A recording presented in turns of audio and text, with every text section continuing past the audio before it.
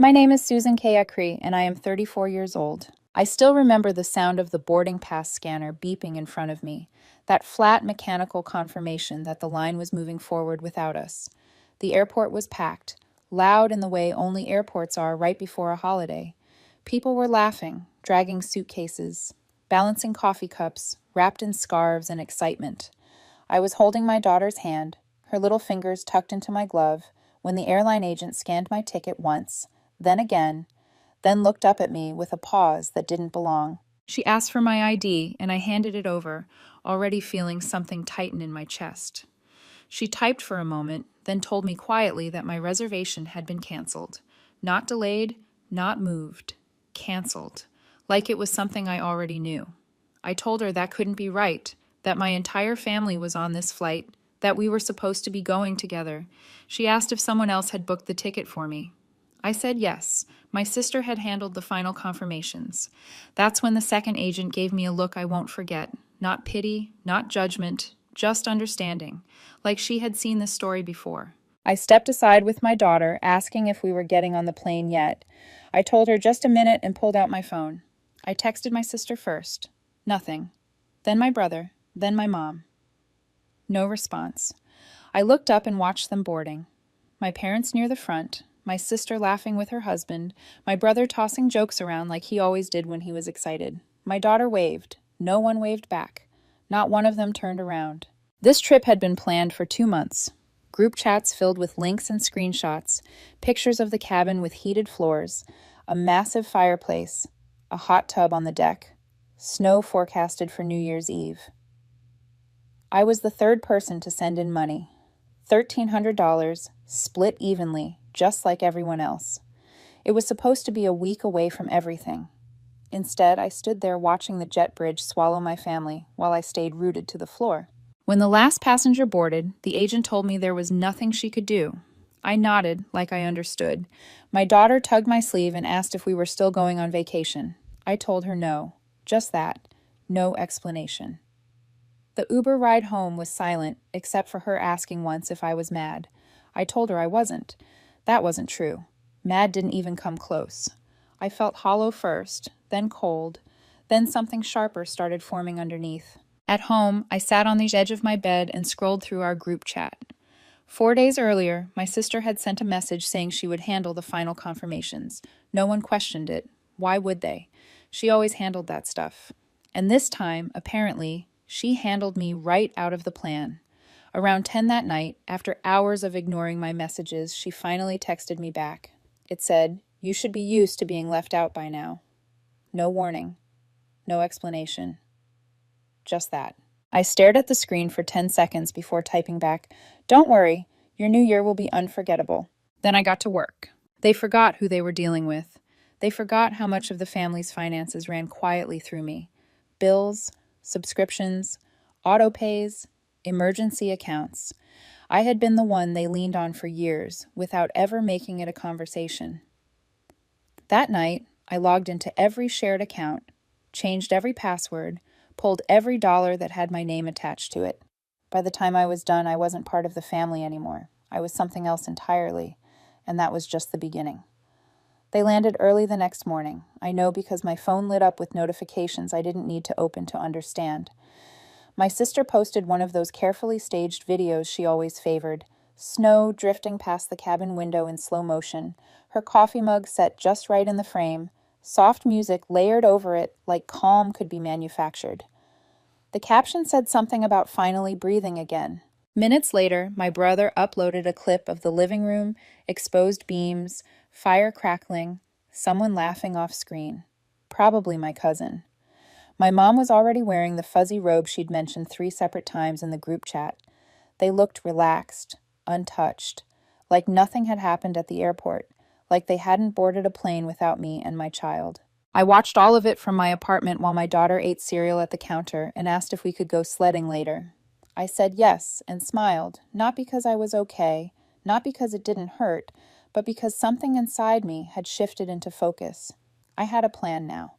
They thought leaving me behind was just something I'd absorb the way I always had. They forgot I was the one who handled things.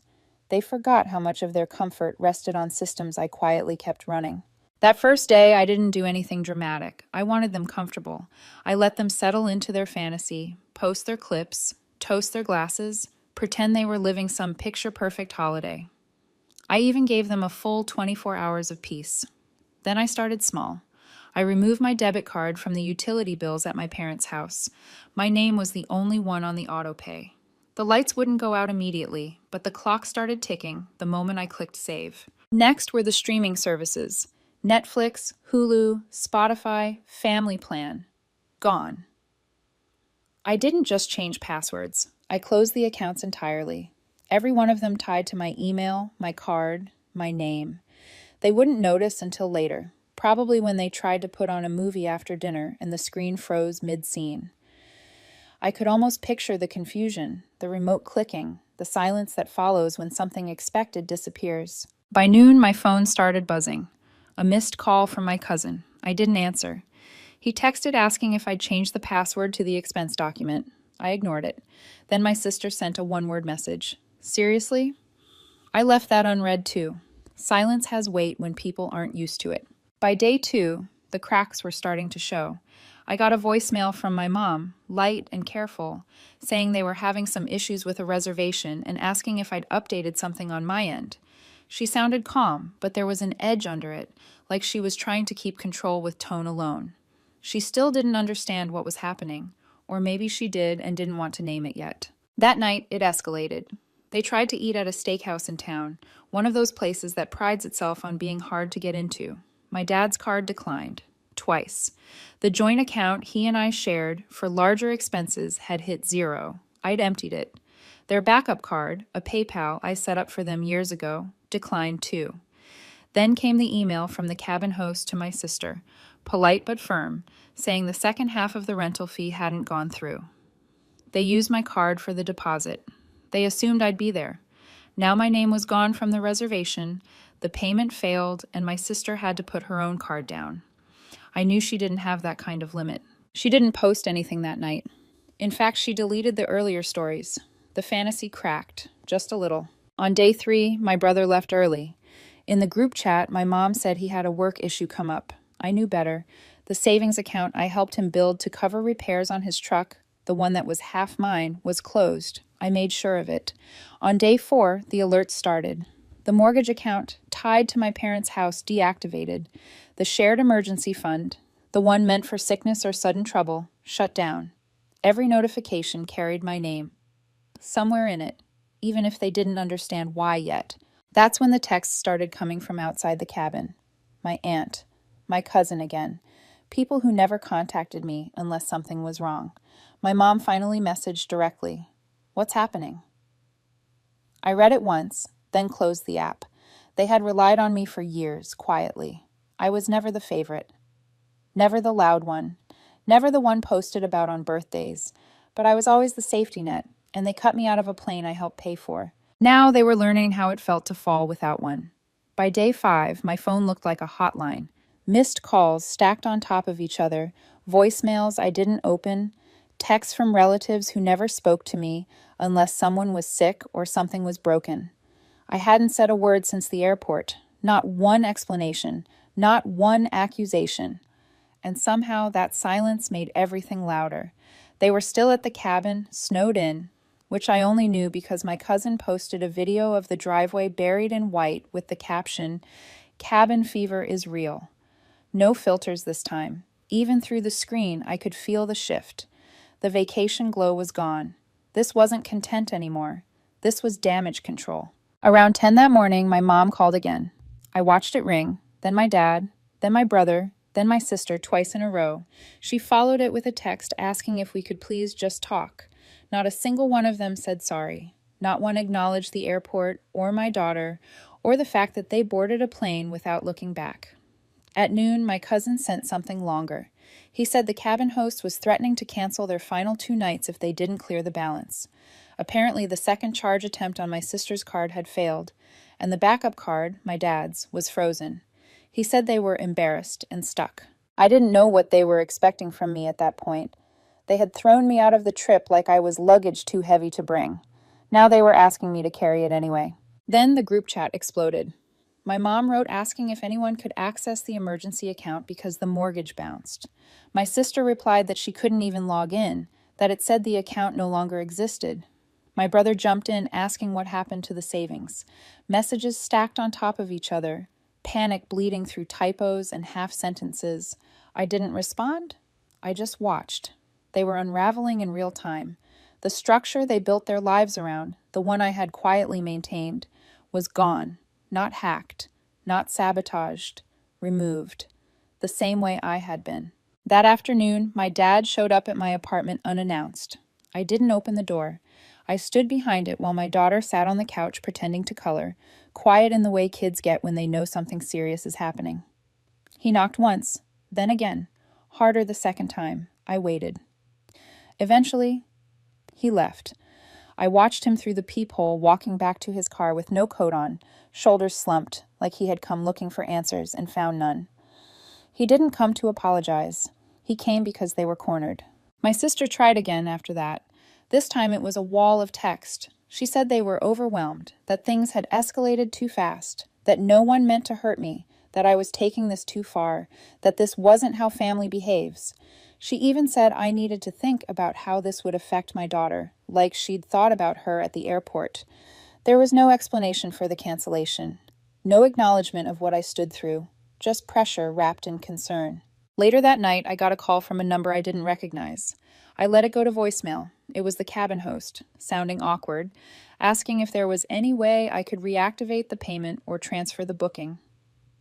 They'd been trying to verify funds for 2 days, she said, and the storm had made everything worse. The reservation was flagged for potential fraud. When I heard that word, I laughed out loud, not because it was funny, but because the irony was almost insulting.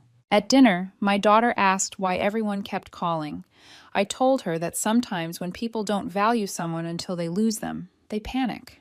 She nodded like she understood, even if she didn't fully. She would someday. That night, I finally replied to my mom's last message. She had asked if I was doing this on purpose.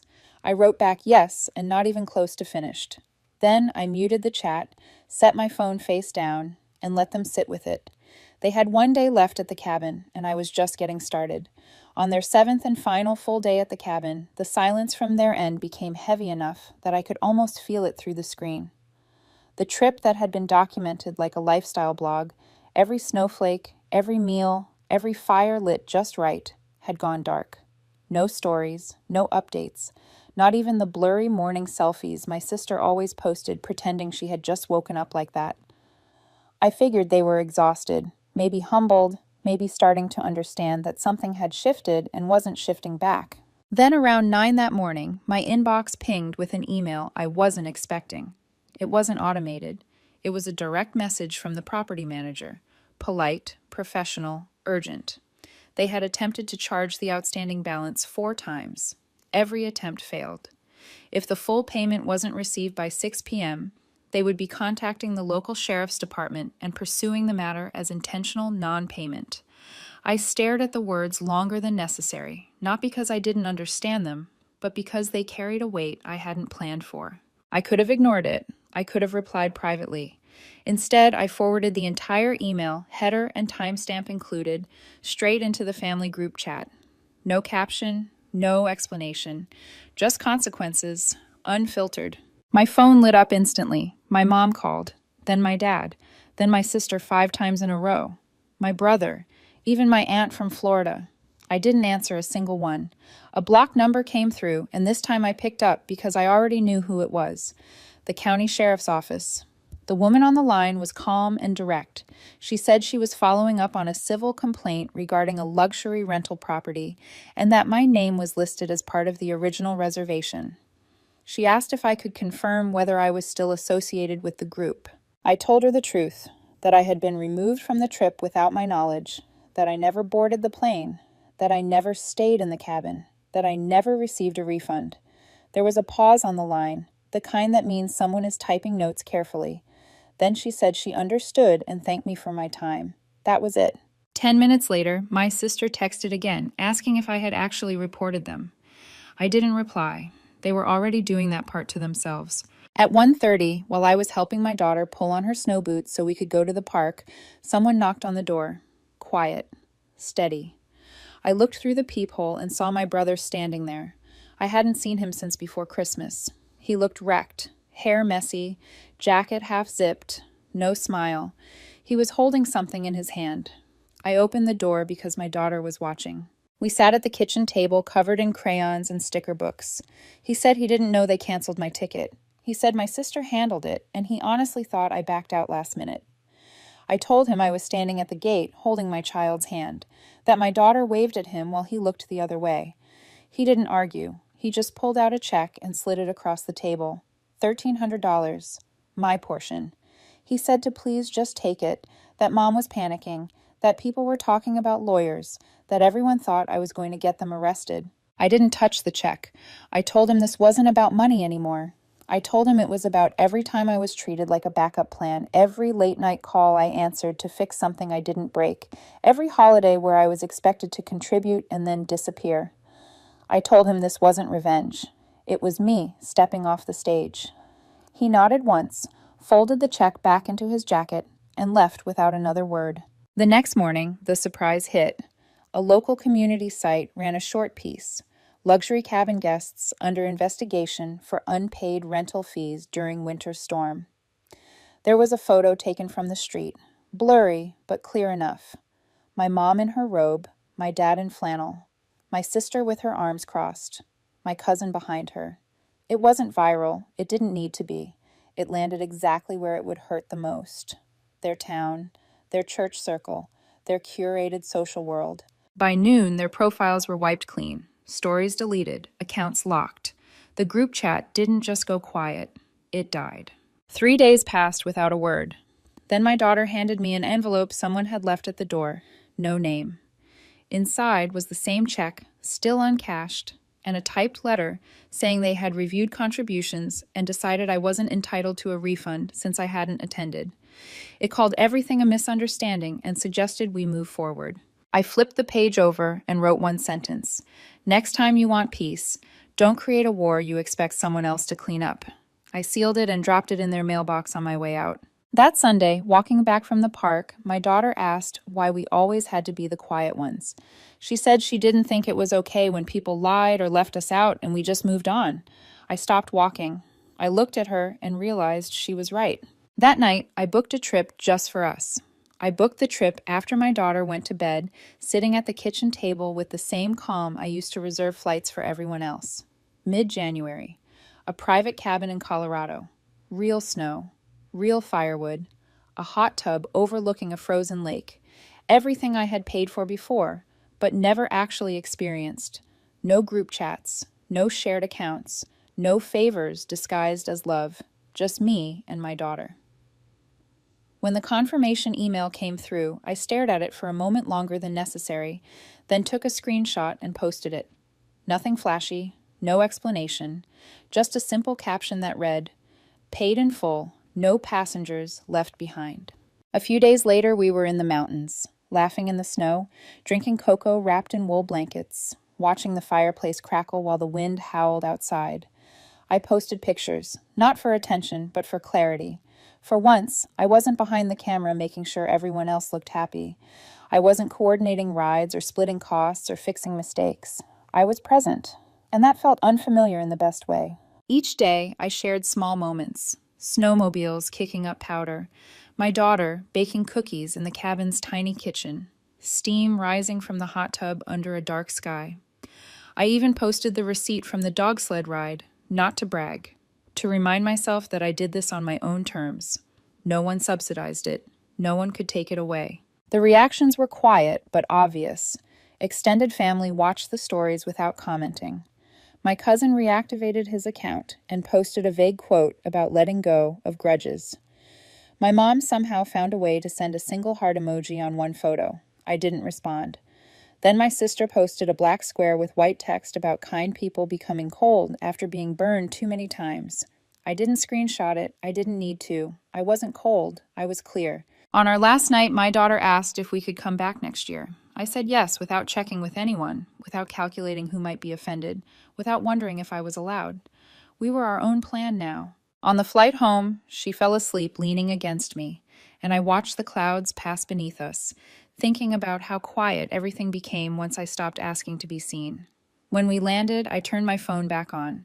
One message waited for me from my sister. It said, "You made your point. Hope it was worth it." I stared at it for a moment. Then I blocked her. Not out of spite, out of finality. There was nothing left to explain. This was never about revenge. It was about freedom. And I had never felt lighter.